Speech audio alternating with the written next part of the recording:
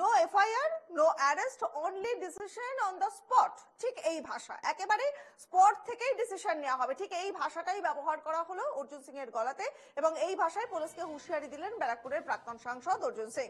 নবান্ন অভিযানে ব্যারাকপুরের প্রাক্তন সাংসদ অর্জুন সিং এর বিরুদ্ধে এফআইআর দায়ের করেছে কলকাতা পুলিশ। আর এদিন সেই প্রসঙ্গে অর্জুন বলেছেন যে আমার বিরুদ্ধে 181টা মামলা রয়েছে, আর 2-4টে হলে কোনো অসুবিধা নেই। ঠিক এরপরে এই পুলিশকে হুঁশিয়ারি দিয়ে অর্জুন বলেন যে 2026-এ সরকার ক্ষমতায় থাকবে না, তখন আপনাদের বিরুদ্ধে নো এফআইআর, নো অ্যারেস্ট, যা ডিসিশন অন দ্য স্পট। পুলিশকে হুঁশিয়ারি দিলেন অর্জুন সিং। একদিকে যেমন আমরা দেখতে পাচ্ছি যে শওকত মোল্লা তিনি হুঁশিয়ারি দিচ্ছেন পাগলাহাটে দাঁড়িয়ে, আর পাশাপাশি অর্জুন সিং তিনি পুলিশকে হুঁশিয়ারি দিচ্ছেন। কি বলছেন অর্জুন সিং, শোনাবো। এফআইআর করুক, আমার তো 181টা এফআইআর আছে, আরো কালকে 1, 2, 3টে হলে আর 185 হবে, তাতে কি যায় আছে? মমতা সরকারকে উপড়ে ফেলার জন্য 2000 এফআইআর হলে, আমি এফআইআর আমার উপরে হলে আমার হয়তো গিনিজ বুকে নাম উঠবে। আমি চাই মমতার ক্ষমতা দেখতে।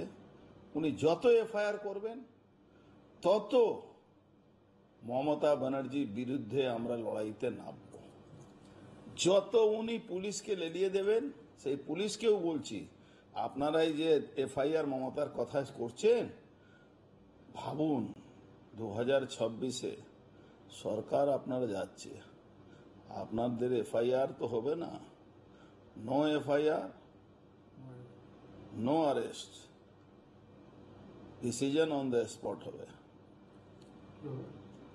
ডিসিশন হবে, আপনি ভুলভাল এফআইআর করছেন, আপনাকে যেখানে অনেকে যারা ভাবছেন কি মমতা ব্যানার্জি শুধু কম্পালসারি ওয়েটিং জানেন, আমরাও জানি কম্পালসারি ওয়েটিং।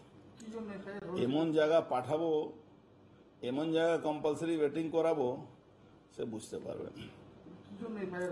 আমি তো বুঝতে পারছি না। মার খেয়েছে আমাদের লোক, ভাঁত ভেঙেছে সাধুদের, মাথা ফাটিয়েছে আমাদের কর্মীদের, আর আমাদের নামে এফআইআর। আমাদের সহকর্মী দেবপ্রিয় সরকার টেলিফোন লাইনে রয়েছেন আমাদের সঙ্গে। দেবপ্রিয়, অর্জুন সিং সরাসরি পুলিশকে হুঁশিয়ারি দিলেন, আর হুঁশিয়ারির মধ্যে বেশ কিছু বক্তব্য, সবথেকে ইম্পর্টেন্ট বক্তব্য হচ্ছে ডিসিশন অন দ্য স্পট। কোন ডিসিশনের কথা বলা হচ্ছে দেবপ্রিয়?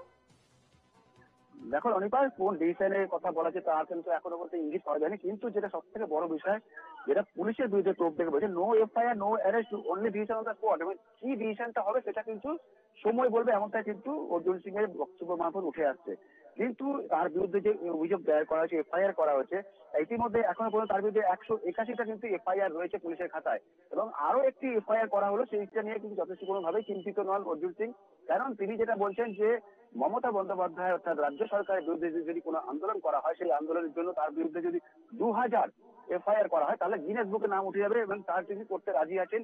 এবং তার পাশাপাশি যে পুলিশের বিরুদ্ধে যে এই এফআইআর, তা নিয়ে কিন্তু যথেষ্টই তার বক্তব্য অত্যন্ত তাৎপর্যপূর্ণ। এখন দেখার এই বিষয়টা নিয়ে এখন কোন পথে এগোয়, এবং যে ঘটনার বিষয়ে তার বিরুদ্ধে এফআইআর করা হয়েছে, যে গত 9ই আগস্ট নবান্ন অভিযানে গিয়ে যে পুলিশের বিরুদ্ধে যে আচরণ করা যায়, তারই পরিপ্রেক্ষিতে তার বিরুদ্ধে এফআইআর করা হয়েছে। এখন এই এফআইআর বিরুদ্ধে কিন্তু এখন পুলিশ তার বাড়িতেও আসতে পারে, কলকাতা পুলিশ তার বাড়িতেও আসতে, এমনটা কিন্তু মনে করা হচ্ছে।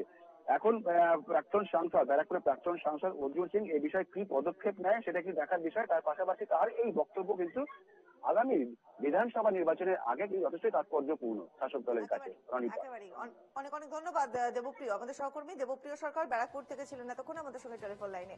অর্জুন সিং তিনি পুলিশকে হুঁশিয়ারি দিচ্ছেন, এবং তিনি বলছেন ডিসিশন যা নেওয়া হবে তা অন দ্য স্পট, 26-এর নির্বাচনের পর সেই ডিসিশনের কথাই বলছেন অর্জুন সিং।